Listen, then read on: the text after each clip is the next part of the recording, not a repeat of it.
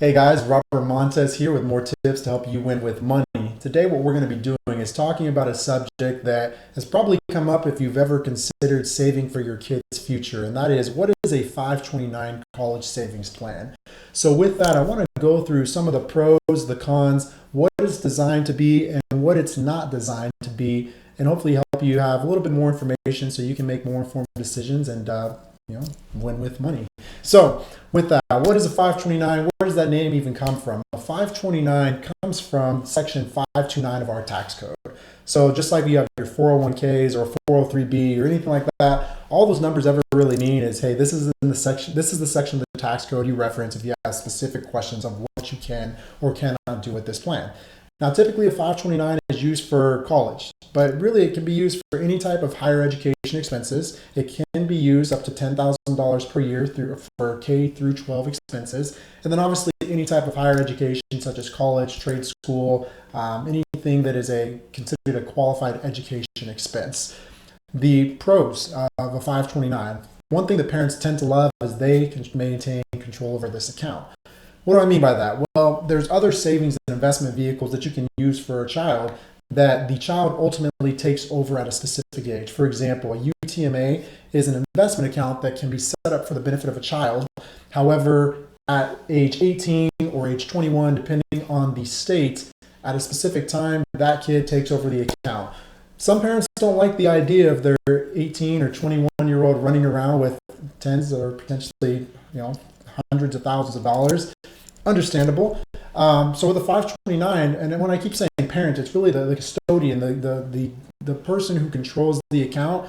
They maintain that control no matter what's happening with the kid or what their age is. So if a kid decides to not go to school or they go off the deep end and then parent doesn't want to help them, awesome, they don't have to. They can maintain that account for themselves. They can pass it along to another child. They can pass along to a grandkid. It's transferable. So they maintain control and they can transfer that. Or if it's not all used up by one child, they can then use it for someone else. Another thing with the 529 is usually pretty simple. A lot of this has to do with the way they're built. So 529s oftentimes use a target date style of investment. What does that mean? That means that if your kid is anticipating that they're going to be college age at the year 2025. All right, well, they will have a portfolio that typically starts more aggressive, and as it gets closer to the date when the child is expected to enter into school, gets more conservative. The reason this is that we don't want any big fluctuations a year or two right before the kid is going to school, and we're anticipating needing to pull the money out. So for the most part, 529s are really simple. Another great benefit is depending on where you're investing, a lot of 529s are set up where family members. So it's not just the mom or the dad or whoever set up the account, but other family members can send money on behalf of the child. And this isn't everywhere, but with different firms, some of them have that. So it makes it really nice because parents can reach out to their family for Christmas and say, hey, instead of getting little Johnny a tricycle, hey, put some money into his college account. That's really nice because it allows people to give gifts in a way that they feel great about, and that's pretty nice there to be able to help little Johnny. Another benefit, the money is going to grow tax deferred. So 529s use after tax dollars. So the money that someone's putting in is money they've already paid taxes on. That account is going to grow tax deferred. However, if the child uses the money for a qualified education expense, then they don't have to pay any taxes on it at all. This is huge. This is really nice because what that means is the capital gains taxes that we typically have to pay on any investments, we don't have to pay those if we use it for a qualified education expense. Now there's a list that will go through what are qualified and what are not qualified expenses. I'm not going to try and give you an exhaustive list. As with everything, you always have to meet with your advisor, do your own research. But qualified expenses typically are going to be things like their books. It's going to be things like their tuition. It's going to be things like and when I say books, that's for college. That's not for K through 12. It's going to be things like their living expenses as far as room and board if they are going to school more than half time. So there's going to be things though that it doesn't cover. Things such as traveling back and forth from school. That's a no-go. Also, you cannot use a 529 as a qualified education expense to pay off student loan debt. So this has to be money that's used up front to pay for student incurred expenses. You can't go backwards and pay down debt, which I never got that, but I'm sure there's a reason. Now, pros and cons of a 529 as far as how it works for the child's getting qualified for student aid. So when kids go through, or anybody, I guess, who goes to school and they apply for their FAFSA loan, so they're looking for what kind of financial aid they can get.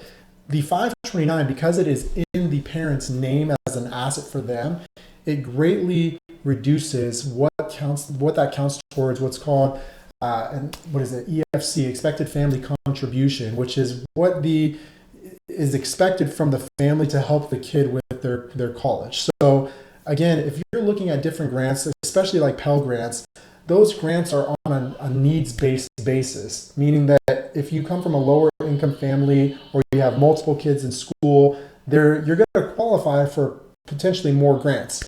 Versus if you come from a family that makes a little bit more money, it's just assumed that because your family makes more money, they could probably help you more with school, so you don't qualify for as much. Now, with a 529, the benefit of this is that it is not going to take as much, or it's not going to contribute as much to that EFC for a child, or trying to qualify for Pell Grants. Versus if they had this this money in their own personal account, like a UTMA or a savings account or something like that, where it is the assets are in the child's name, that can make a much bigger impact and significantly reduce what a kid will qualify for. So that's one thing that sometimes people want to take in consideration, because they want to make sure that, hey, their kids qualify for as much financial aid as possible, or if you have the cash, maybe just spend it for college, right?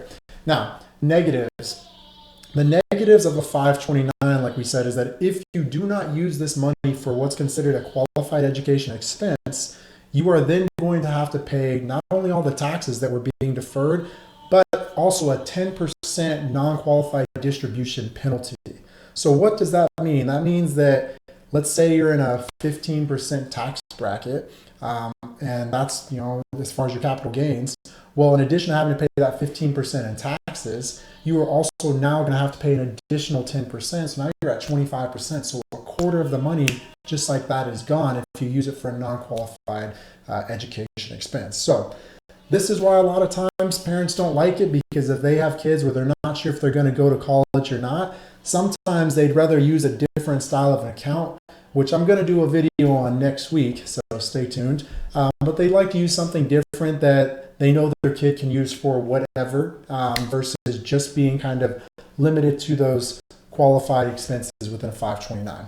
Now, last thing with that is, just because I say you can't use money, that's not true. You can pull the money out whenever you want for whatever you want regarding the kids' college expenses or anything else. It's just, like I said, if it's not technically a qualified distribution, you're going to pay that penalty. So it's not like you can't pull the money out. With that, that is a brief overview of how a 529 works in about 8 minutes on a quick video. Hey, feel free to leave any questions or comments you have in the comment section below. If you're not already subscribed, subscribe to the channel. You're going to learn something. It's going to help you do better. You're going to make more money because of it. And let me know what you think is the best savings vehicle for kids' futures. I mean, what do you think? I'm all ears. Love to hear your pros and cons. And thank you very much for watching. Have a great day. Take care.